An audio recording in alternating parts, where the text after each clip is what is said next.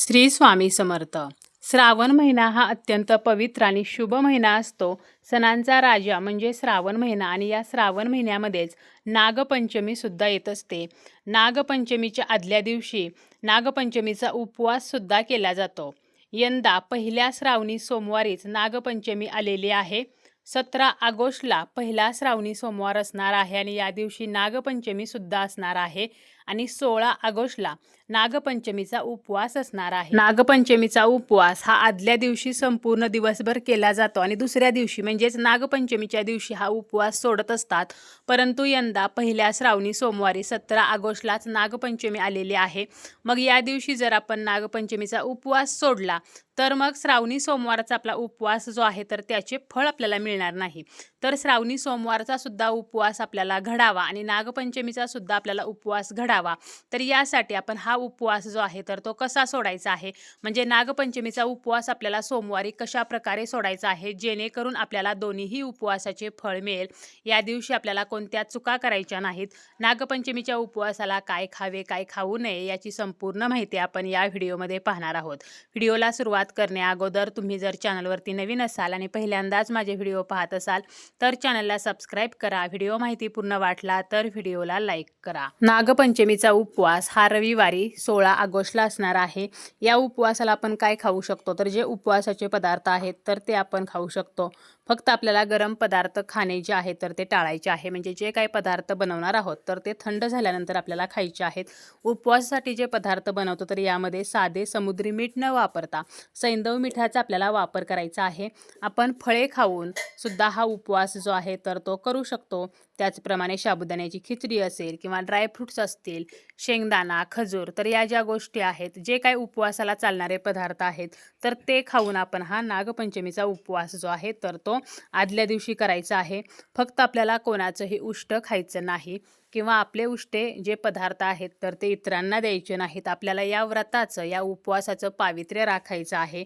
Pack केलेले juice किंवा जांभूळ, फणस, चिंच ही जी फळे आहेत तर ती उपवासाला चालत नाहीत. त्यामुळे फणस, जांभूळ तर हे आपल्याला उपवासाला अजिबात खायचं नाही. पूर्ण पावित्र्य राखून आपल्याला हा उपवास जो आहे तर तो करायचा आहे. आता ज्यांचा फक्त नागपंचमीचा उपवास आहे आणि श्रावणी सोमवारचा उपवास नाही तर त्यांनी नागपंचमीच्या दिवशी आपल्याला नागपंचमीचा उपवास जो आहे तर तो सोडायचा आहे. सकाळी आपल्याला वारुळाची वगैरे पूजा करायची असते आणि त्यानंतर आपल्याला हा उपवास सोडायचा आहे किंवा आपण घरीच नागपंचमीची पूजा करून हा उपवास सोडू शकतो. आता उपवास सोडताना आपल्याला तामसिक अन्नपदार्थ म्हणजे कांदा लसूण असेल, मांसाहार असेल तर हे खाणे आपल्याला पूर्णपणे वर्ज्य करायचं आहे. कारण जो काय आपण उपवास सोडण्यासाठी नैवेद्य बनवतो तो नैवेद्य आपल्याला देवांना दाखवूनच उपवास सोडायचा आहे आणि नैवेद्यामध्ये कांदा लसूण जो आहे तर तो वर्ज्य केला जातो. त्याचप्रमाणे कोणताही पदार्थ जो आहे तर या दिवशी चिरून खाल्ला जात नाही किंवा कोणताही पदार्थ हा गरम खाल्ला जात नाही. नागपंचमीच्या दिवशी गरम पदार्थ खाल्ले जात नाहीत. चुलीवरती तवा ठेवला जात नाही. लोखंडी भांड्यामध्ये अन्न शिजवले जात नाही.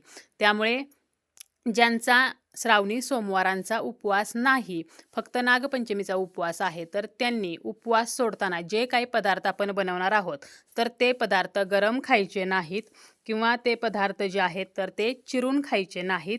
त्याचप्रमाणे लोखंडी भांड्यामध्ये ते पदार्थ शिजवायचे नाहीत. या दिवशी तळणसुद्धा तळले जात नाही. त्यामुळे कोणताही पदार्थ आपल्याला तळलेला सुद्धा खायचा नाही. कारण नागपंचमीच्या दिवशी चुलीवरती तवा ठेवणे, लोखंडी भांड्यामध्ये अन्न ठेवणे, तळण तळणे किंवा विळणे, चाकूने काही पदार्थ चिरणे तर या गोष्टी वर्ज्य केल्या जातात. आता ज्यांचा श्रावणी सोमवाराचा उपवास आहे आणि नागपंचमीचा सुद्धा उपवास आहे मग त्यांनी हा उपवास जो आहे तर तो कसा सोडायचा आहे. एका उपवासामध्ये जर दुसऱ्या उपवासाचे पारण करायचे असेल, म्हणजे आपला एक उपवास त्या दिवशी असणार आहे आणि दुसरा उपवास आपला सुटणार असेल तर मग हे पारण कसे करावे, उपवास कसा सोडावा, तर एका उपवासामध्ये जेव्हा आपण दुसऱ्या उपवासाचे पारण करतो त्यावेळेला ते पारण पाण्याने करावे असे सांगितले जाते.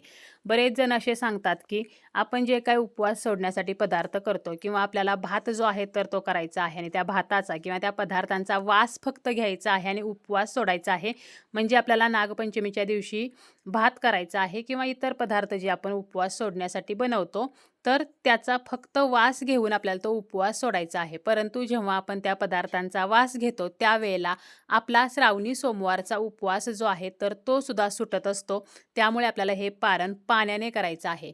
कारण पाणी हे असे आहे की जे उपवासाला सुद्धा चालते आणि पारण करण्याला सुद्धा चालते, म्हणजे उपवास सोडताना सुद्धा आपण पाणी घेत असतो.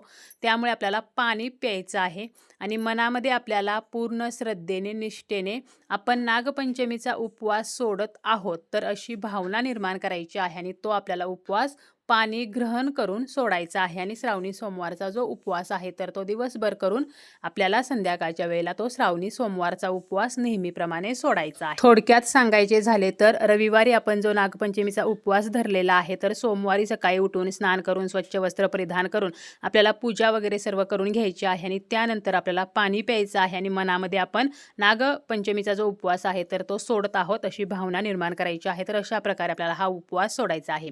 नागपंचमीच्या दिवशी आपल्याला काही चुका अजिबात करायच्या नाहीत.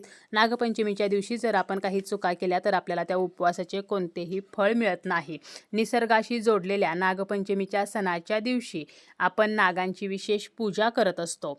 या दिवशी महिलांनी काही कामे अजिबात करू नयेत, जसं की चुलीवरती तवा ठेवू नये, लोखंडी भांड्यामध्ये अन्न शिजवू नये, विळीने किंवा चाकूने काहीही चिरू नये, तळण तळू नये, त्याचप्रमाणे गरम जेवण जेवू नये, शेत नांगरू नये.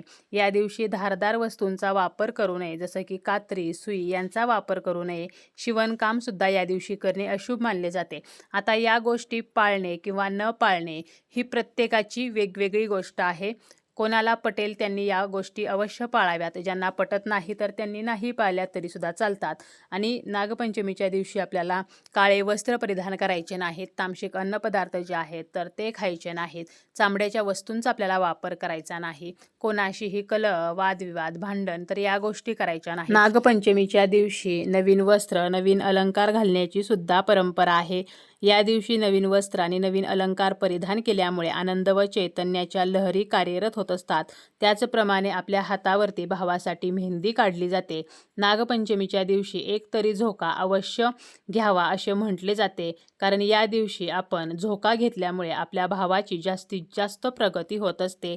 या दिवशी नागदेवतेची आपल्याला पूजा करायची आहे. नागदेवतेची कथा जी आहे तर ती ऐकायची आहे. ग्रामीण भागामध्ये नागपंचमीच्या दिवशी वारुळाची सुद्धा पूजा केली जाते. आपल्या परंपरेनुसार, आपल्या पद्धतीनुसार आपल्याला ही नागपंचमीची पूजा अवश्य करायची आहे.